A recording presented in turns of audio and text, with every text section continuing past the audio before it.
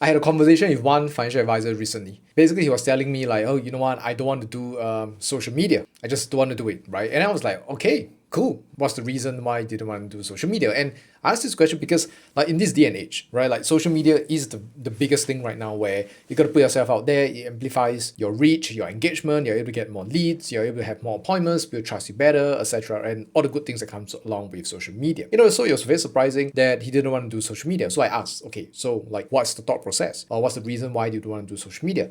And then he was like, yeah, I just don't like it. I see all the people, all my other friends, other advisors, they are posting things online, and it's just a bit cringy. And I was like, huh. And then I asked, you don't want to do social media? Is it because like you don't believe that social media it's something that's not going to work at all, and you just really hate it because it violates your core values? Or you're okay with social media, it's just that you just didn't like, or you don't like how other advisors are posting and putting themselves out there on Instagram and everything else. He looked at me and then he paused for like a few seconds and he was like, yeah, actually, I think it's more like I just don't like to put myself out there like those other advisors, right? Where they're flashing their Rolexes, they're doing all these things. I think it's very cringy, and every day they only talk about work and how great they are, and stuff. And I just don't really like the way they do it. And the reason why I share this story is because I've seen so many people where they allow their personal preference to become their personal objection, right? And what I mean by that is that like you realize like in the story that I shared, it's like it's not that people don't want to do like social media, it's because like if you apply discernment, right? Like if you understand that okay, you know what, you're going deeper, like why you don't want to do it, right? It's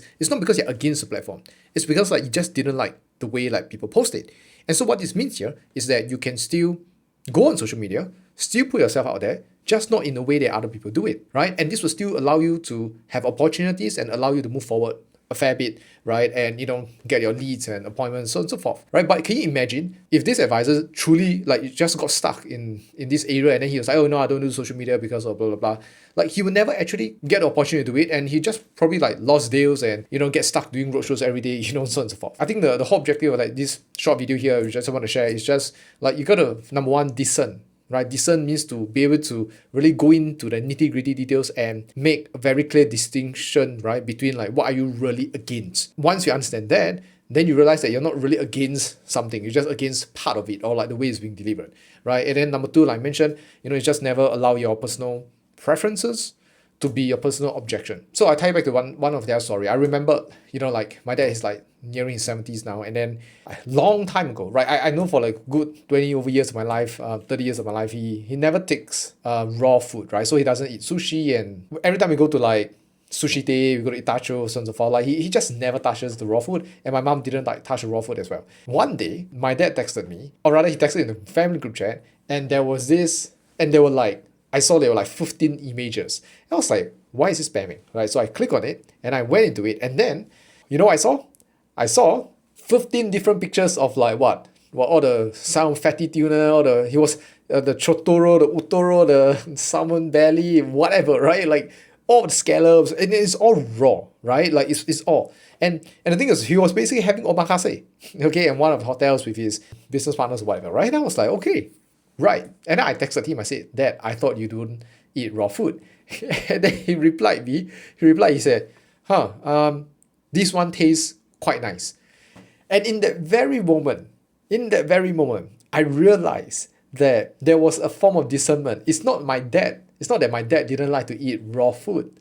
Okay, it's just that my dad doesn't like to eat maybe low quality raw Japanese food. Okay, because when he goes to omakase, he finds this nice. If he takes like normal Japanese restaurant kind of like raw food, it doesn't taste as good, right? Or rather, like that's why he didn't like it, And so this is a lot to do with discernment all over again, right? And I'm saying this because like just really understanding this and able to discern your preferences and able to understand yourself a lot better in terms of why you don't want certain things or why you don't like certain things could actually make or break your career, or even hold you back from making more money, right? Or hold you back, in this case, in my dad's case, hold him back from like enjoying like a different experience of life.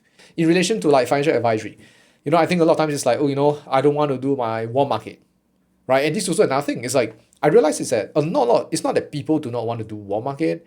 It's just that they just don't like the way that most people are doing the warm market, which is you do a project 100, you reach out to them and just be like, oh, can I get an opportunity it's been a while, or sometimes you just catch up with someone in the hopes, okay, of trying to have a conversation and then try to like take out an iPad and sell something, right? And they just didn't like these methods because consequently it just leads up into breaking up with relationships. It leads to people just like, having a sour taste and lost opportunities, right? And so that's basically kind of like the same idea, which is like, okay, it's not that they don't do warm market, it's just they just didn't like the way that they were being taught to do warm market. And can you imagine like what a big waste or loss of opportunity if they choose to think that way? Because everybody has some form of warm market, right? Now you might not have like 1,000 friends, but maybe you have at least 100, 150, inclusive of people in your secondary school, in your primary school, like people you have not met or talked for the last 10 to 15 years, right? You know all these people, right? They're already leads that you already have, that they somewhat know you kind of way back before. And so your goal right now is just like, okay, you already have low-hanging fruit, right? You already gotten some level of leads. Now the question is, how do you go back to them in a way that is receptive for them, right? Where they are like, okay, you know what, like I don't mind like hearing you out, I don't mind having this conversation with you, because if you're blocked off because of like the way you think how you want to do one market, if you're already completely blocked off, you already lost like this 100, 200, 300 leads that you might already have. However, if you're open to warm market, it's just that you didn't like the idea, then you realize the solution is very different. Because think about it, right? On one hand, it's like, okay, I hate warm market, right? I don't want to do warm market. Your solution becomes like you have to do home market, right? And home market is a whole big thing altogether, a whole different process, and it's brutal, so on and so forth. Now, on the other hand, if you're like, I'm open to warm market, it's just that I don't like to do it in a way that makes people turn off, then realize your solution is that you do warm market, it's just that you find a different manner or different method through which you reach out to people. How you discern, how you see things will determine the actions that you take and therefore the solutions that you will adopt, to solve your problems, right? And this could really make or break, a lot of like the business and how much money you make, so on and so forth. Okay, and so that's kind of like the whole point of why I do this like video, right? Which is have discernment, and then like number two, ensure that your personal preferences are not your personal objections.